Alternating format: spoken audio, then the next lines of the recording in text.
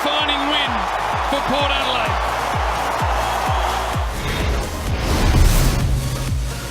What's going on, Port fans? Welcome back to another video on my channel, and today we're going to be reviewing Port Adelaide's round 14 clash against the Cats in what was an emphatic victory at the Adelaide Oval in front of 37,500 people.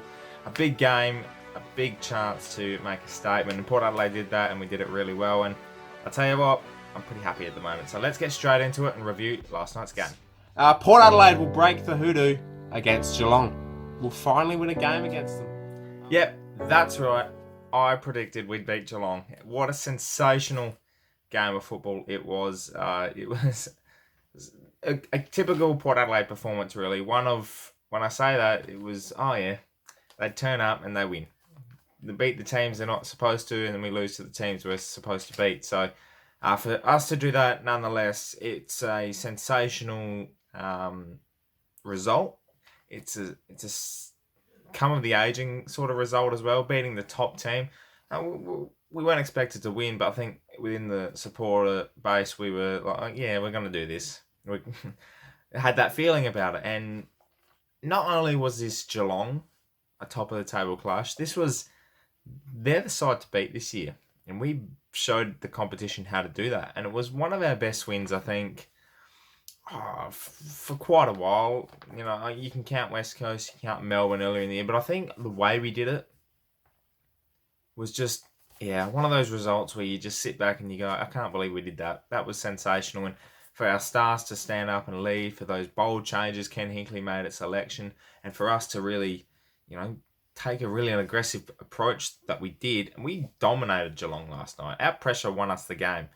And, you know, the forward pressure, our defensive pressure, and the way we moved the balls in midfield was second to none. It was really good to see. I mean, Geelong couldn't handle the heat. That was one of the big things from last night's game, was the fact that they couldn't handle the heat we were bringing, the constant pressure. It was hot in the kitchen.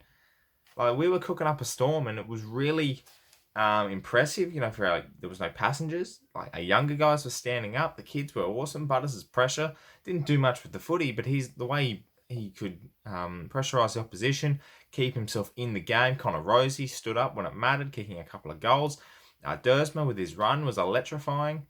And the way we just constantly pressured the ball carrier for Geelong, they crumbled. And, you know, we sort of kept them in the game with our goal kicking, and we weren't really that straight, and we probably could have won by 2 or 3 more goals.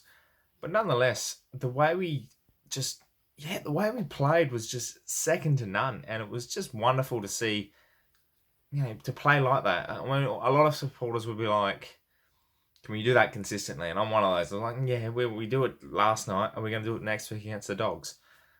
And we just have to be consistent with that. We're a powerhouse side when we play that kind of football in that kind of manner. We can beat anyone. One bloke who did stand up, though, and it was great to see, he got given the sole position as ruckman, with Paddy Ryder going out. Scott Lycett absolutely dominated the Geelong ruckman last night. They couldn't get it out of the middle. Our clearance work was sensational by the midfielders, but Lycett has like 8 of his own, and that's, from him, from a ruckman's point of view, the ability for him to work constantly back and forth as a ruckman. You know, we all thought he gassed out last week against the Dockers. He didn't finish out the game all too well.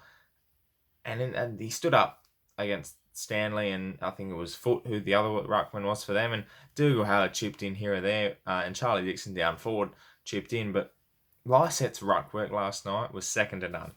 Speaking of Charlie Dixon, how good was it to see him back, kicking his first goal and his 200th goal last night? It was just, it was such an emotional occasion for him, for the supporters, for his teammates. Just the way we miss Charlie, and we are a 3-4 goal better side than we are without him, and that's crucial to us moving forward as a team. He definitely provides an option, and look at this groundwork. His pressurising as a tall forward is unbelievable. That's up there with Shredray levels, the way he moves around and he constantly pressurises the Geelong defence. His marking was probably a bit off, and look, that's a bit of rust. You know, the way he used the ball, kicking for goal, it's probably a bit rust. The AFL pressure that comes with playing at the top level, we probably got to him a little bit. But no, other than that, he was amazing up forward, just constantly pressurising, using his big body. I can't describe how good Charlie was in his first game back. The other end of the field, Tom Cleary gave Tom Hawkins an absolute bath last night. It was amazing how well he defended. By his own merit, he'd probably say that his form has been down the last few weeks. But the way he lowered Hawkins' colours. Hawkins had no marks last night. For the first time in his career, he had no marks in a game. That is just credit to Tom Cleary, credit to the defensive unit of Port Adelaide. The back six were just enormous. Tom Jonas, excellent. DBJ was awesome. Hamish Hartlett, brilliant. And the way Ryan Burton as well, credit to him. The way he used the footy and was just amazing with his pressure. I think that everyone can take away from last night's game is the fact that everyone in the team provided pressure on the opposition and Geelong couldn't handle it. I mean, they had their moments. They kicked a couple of goals. Ablett was pretty good. Dangerfield was electrifying.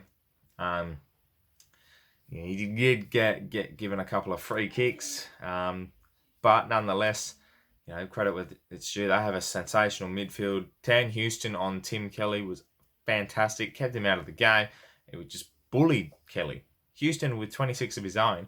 But then his work on Kelly was just fantastic to shut him out of the game. Such a game changer he is, and he took him out of the game like it was nothing. That work that Houston did was in tangent with the rest of the midfield. Boak, Robbie Gray, Ollie Wines, all sensational in the middle. Their work around the stoppages, their clearance work. Boak was fantastic. He did more the hard work than anything. He got the ball. And he sort of pushed the ball forward. He was that hard-working type midfielder, whereas Robbie Gray was a little bit more flary. He kicked a couple of goals and he was able to hit up players. And Ollie Wines was the same as Boak. Sort of worked hard and really did the mongrel stuff. And we said last week we missed mongrel and have Ollie Wines back in there. Boak was, as always, fantastic. Robbie Gray, that midfield just all of a sudden sparked a different kind of group that that was really just something there was something there that we lacked, and now we got it. The crowd were immense though last night. I can't 37,000 people is as loud as 70,000. We are one of the best, loudest crowds in the competition. The way we got the team over the line, and at the end, the last 10 seconds where we're all standing up. Robbie Gray gave the fist pump to the crowd and 10 seconds to go and we're all clapping and cheering and we knew we were home. And I think there was a resurgent feel to the Port Adelaide crowd, the faithful. They had faith again, especially after last week's disappointment. We had that faith that we missed, and it was great to be a part of, and just second to none really. It's such a proud moment to be a Port fan that we had to witness something so special like that. And you know what? It's a great feeling beating Geelong. It's a rare feeling, but it's a feeling that every time we do it, it's just, it's no disrespect to the Cats. They are a well-drilled, organised, fantastic team. They're a great team. But when you beat them, there's just something about it that's a little bit more special. And we haven't done it for 15 years. Like, there's 3 times in the last 15 years we've bet the Cats. And they're very evenly spaced. And it's just something that I think Port can take away from it and hopefully learn from it and then continually build now. We've got a base. We just can't throw it away. I'm going to go into the votes now, and I'll tell you what, it was a very hard game to give votes for. There were a lot of standouts, but a lot of players that did stuff that went unnoticed. Special mentions, Carl Amon, Ryan Burton. They were fantastic. Tom Cleary as well is getting an honourable mention. There was just many players around the ground that certainly deserved a vote, but Houston as well. But the 3 ones that really took the game by the scruff of the neck. I'm giving 1 vote to Travis Boak. His 30 possessions, his 11 clearances, 17 of them contested and 8 tackles. I told you before about the hard work he did, and that's what got us across the line, was the fact that his willingness to continually work hard and do the mongrel stuff is shouldn't go unnoticed, and that's why I'm giving him 1 vote. 2 votes goes to Robbie Gray. He was the more of a attacking midfielder, and he 31 possessions, 2 goals. the way he moved the football and the way he just started the game, he set the tone in the middle there.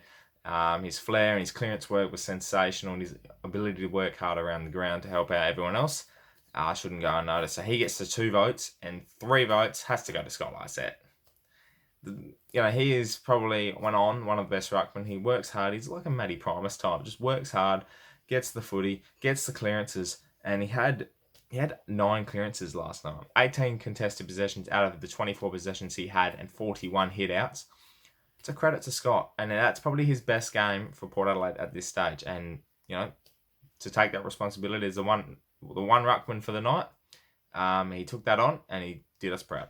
That ends this review for Port Adelaide versus Geelong, getting up over the Cats by 11 points in a pressure game. I tell you what, the heart was beating throughout the night, but it was never in doubt. So thank you very much for watching, Port fans. Really appreciate all the support. So make sure you jump on board if you haven't already and subscribe to the channel.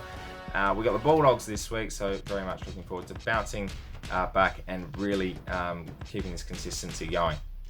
My name's Anthony, Port fans. Thank you for watching, and as always, come the pair.